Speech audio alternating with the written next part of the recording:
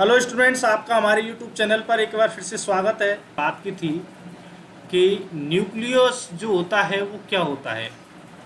तो पिछले जो वीडियो है उसमें हमने न्यूक्लियस के बारे में बात की थी और उसके बाद में अब हम जो बात करने वाले हैं powerhouse of our mitochondria है। ठीक है, तो माइटोकॉन्ड्रिया है, इसका जो नाम है वो ग्रीक में माइटोस से ऐसे ग्रेनुल्स पाई जाएंगे जिन थ्रेड लाइक, मतलब एक धागे में थ्रेड ग्रेनुल्स को पो दिया हो, ऐसे तो नाम है।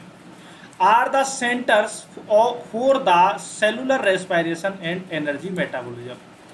सेंटर का मतलब की बात करते हैं या फिर सेलुलर रेस्पिरेशन की बात करते हैं, तो दोनों कंडीशन में ये मुख्य चीज है जो कि क्या करता है, ये with variable size and shape. तो इनकी शेप और तो इनकी अगर शेप की बात करें तो रॉड होती है। अगर बात करते हैं हम आगे तो about 2000 mitochondria occupying about 1/5 of the total cell volume are present in typical cell. तो आप इस लाइन को आप ऐसे भी कह सकते हैं कि जो 1/5 जो सेल का वॉल्यूम होता है वो माइटोकॉन्ड्रिया से घिरा रहता है। आगे बात समझ में? तो 1/5 जो वॉल्यूम होता है, ये इंपॉर्टेंट क्वेश्चन आने वाला है अगर कॉम्पिटिटिव एग्जाम्स होती है अगर, तो आप सत्यनारायण की जो बुक है इसको आप खरीद लें और मैं आपसे ये कहूँगा कि आप इस बुक को खरीदें क्योंकि ये बेस्ट बुक है। डबल मेम्ब्रेन सिस्टम, तो जैसे हमने न्यूक्लियस की बात की थी वहाँ पर डबल मेम्ब्रेन था, तो ये भी डबल मेम्ब्रेन है। इसमें भी आउटर मेम्ब्रेन जो होती है, ठीक है, और जो इनर मेम्ब्रेन होती है वो फोल्डेड होती है। किससे? क्रिस्टा से, जो कि क्रेस्ट यानी कि गड्ढे होते हैं ना, उनसे बना होता है। यानी लेटरिन है, क्रिस्टी जो है वो लार्ज एरिया को उनके को कवर करते हैं। अंदर की जो मेम्ब्रेन है उसकी फोल्ड माइटोकॉन्ड्रिया की हो। The internal chamber of mitochondria is referred as matrix और माइटोसोल। तो बाकी का जो या माइटोसोल कहेंगे। The components of electron transport system chain and oxidative phosphorylation, flavoprotein, cytochrome B, C1, C, A, and A3, and coupling factors are buried in the inner mitochondrial membrane। तो अगर बात करते हैं इलेक्ट्रॉन ट्रांसपोर्ट चेन की A3, A, ये क्या है, और कपलिंग फैक्टर्स ये आपको ज़रूरत है जो कि इनर माइटोकॉन्ड्रियल मेम्ब्रेन में पाई जाती है। जो इम्पोर्टेंट बात ये है कि ये कहाँ पाए जाते हैं, ये पाए जाते हैं इनर माइटोकॉन्ड्रियल मेम्ब्रेन पर। The matrix contains several enzymes concern with the energy metabolism of,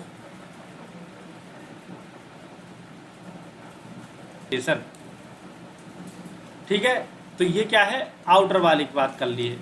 तो यहाँ पर सिट्रिक एसिड साइकिल चलता है, बीटा ऑक्सीडेशन होता है, मेटाबॉलिज्म कार्बोहाइड्रेट, लिपिड और अमीनो एसिड का यहाँ कुछ होता है। The matrix enzymes also participate in the synthesis of haem and urea. तो मैट्रिक्स जो एंजाइम्स होते हैं यानी कि माइटोकॉन्ड्रिया के अंदर जो एंजाइम्स होते हैं वो हीम का और यूरिया का सिंथेसिस में पार्टिसिपेट करते हैं। अब ये हीम क्या होती है?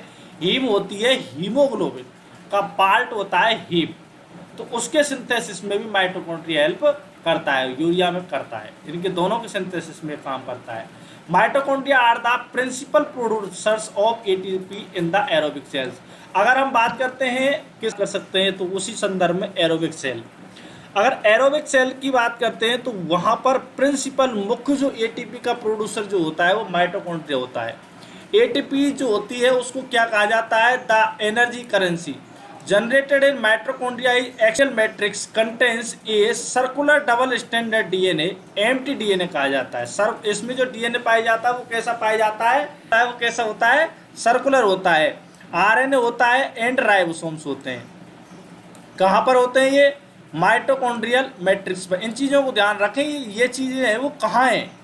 और इसमें ये भी ध्यान रखने वाला है कि सर्कुलर डबल स्टैंडर्ड डीएनए होता है।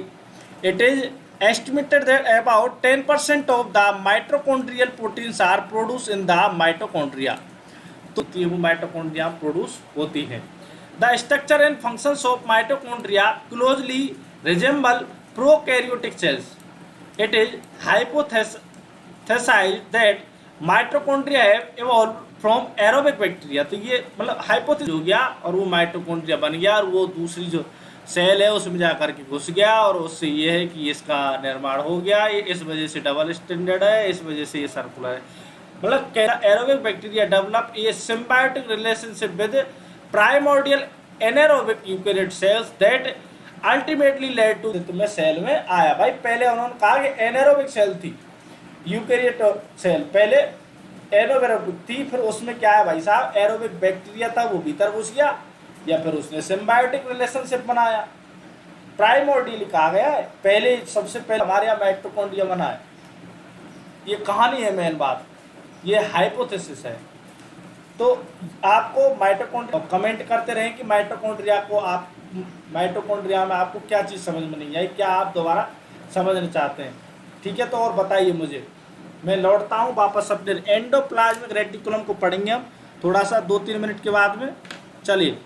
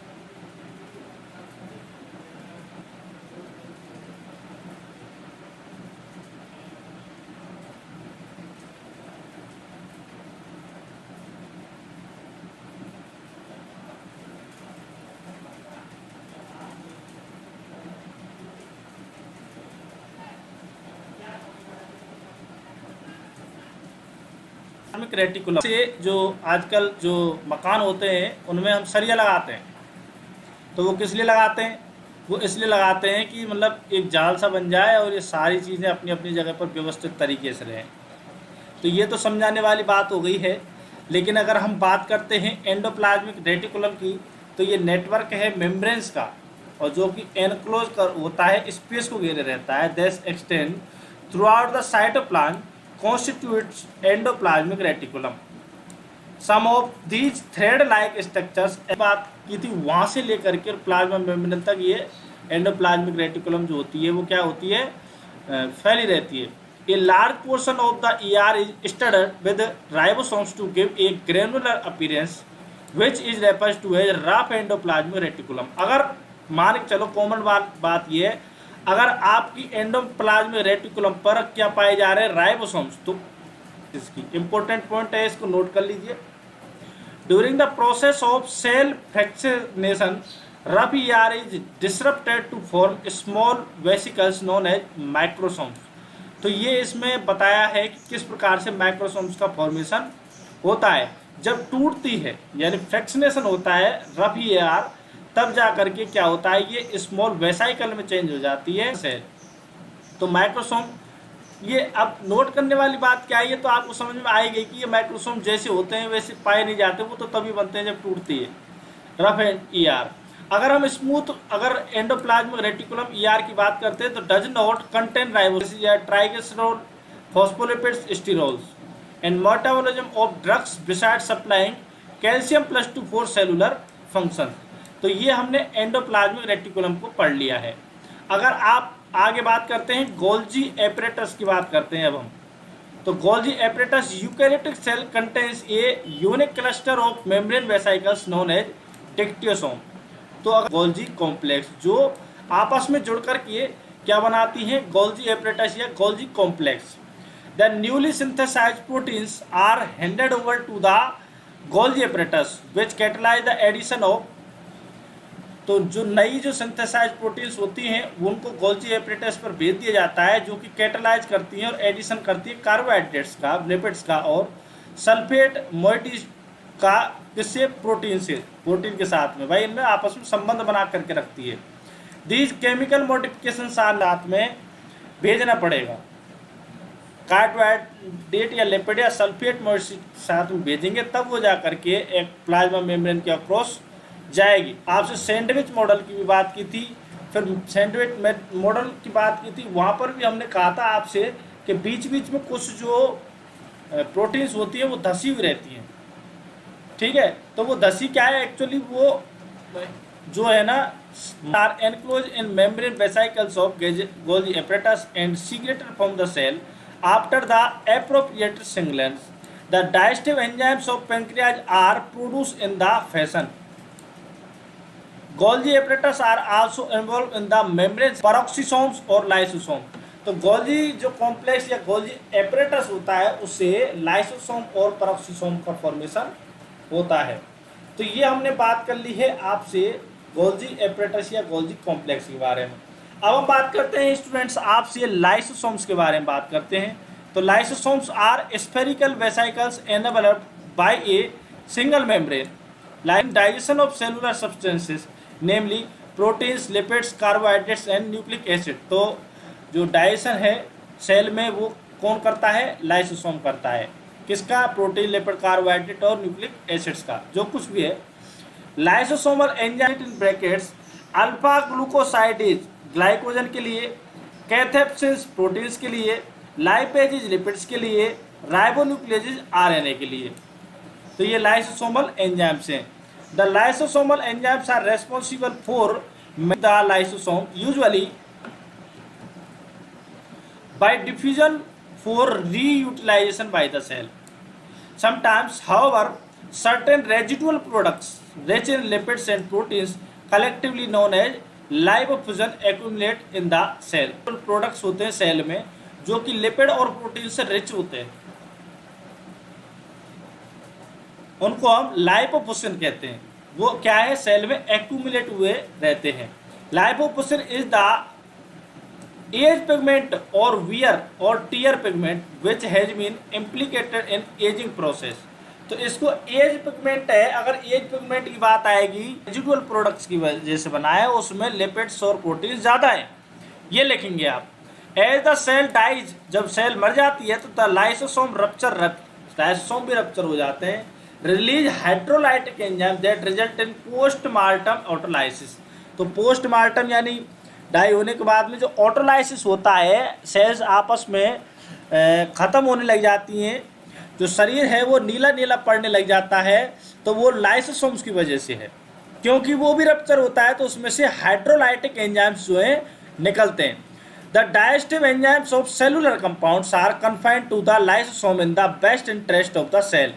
एसरेंस of several disease, arthritis, muscle disease, allergic disorder, तो भाई साहब ये लाइसोसोम की वजह से हो सकते हैं, ठीक है। अगर ये छोड़ दिए गए इसके एंजाइम्स, यानी मतलब किसी भी कारण से अगर लाइसोसोम के एंजाइम्स जो है वो साइटोसोल में चले गए, तो वो क्या करेंगे? तोड़ फोड़ मचा देंगे, और उससे क्या? Somal enzyme. अब ये मेन पॉइंट आ गया है, inclusion cell I cell disease is a rare condition due to the absence of certain hydrolases in the lysosome. तो जब कुछ हाइड्रोलाइजेज की एंजाइम की क्या होती है? एब्सेंस हो जाती है, मतलब रेयर केसेस होती है ऐसी कंडीशन, तो ऐसी कंडीशन को या ऐसी डिजीज को हम इंक्लूजन सेल डिजीज, आई सेल डिजीज कहेंगे, ठीक है। क्यों? क्योंकि उसमें कुछ हाइड्रोलाइज कहाँ पाए जाएंगे भाई साहब? इसमें नहीं पाए जाएंगे, तो ये सर्कुलेशन पाए जाएंगे।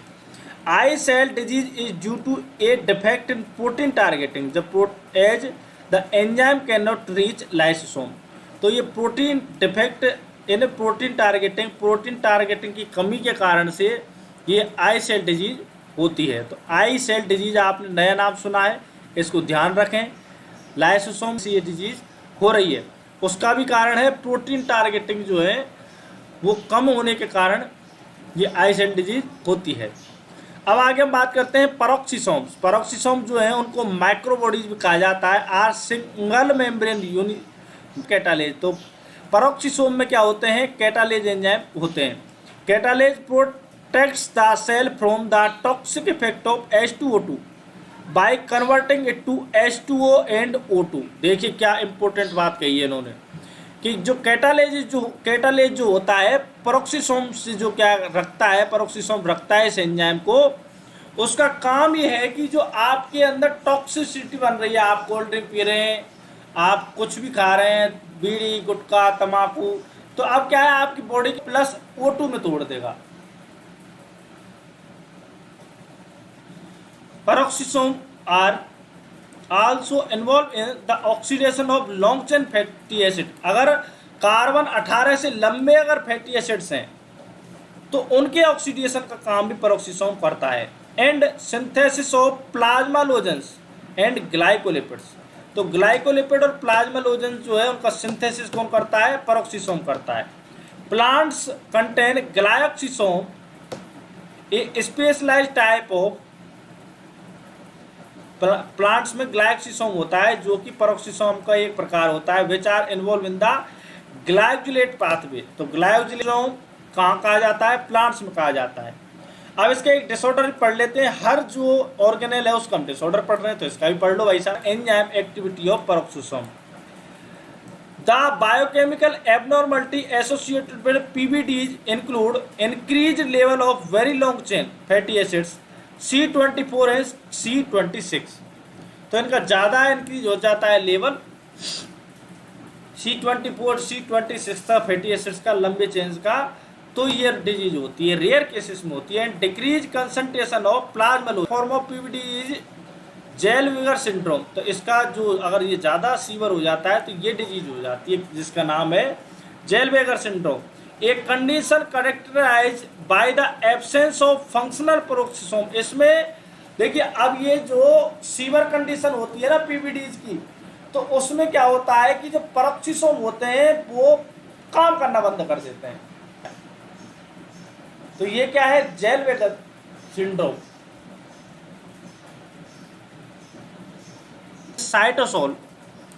Cytosol is basically a compartment containing several enzymes, metabolites and a complex network of protein। किसका, फिलामेंट्स का, spread throughout that constitutes cytoskeleton। The cytoplasmic filaments are of 3 types। तो साइटोप्लाज्म जो फिलामेंट्स है वो which are polymers of proteins are responsible for the structure, shape and organization of the cell।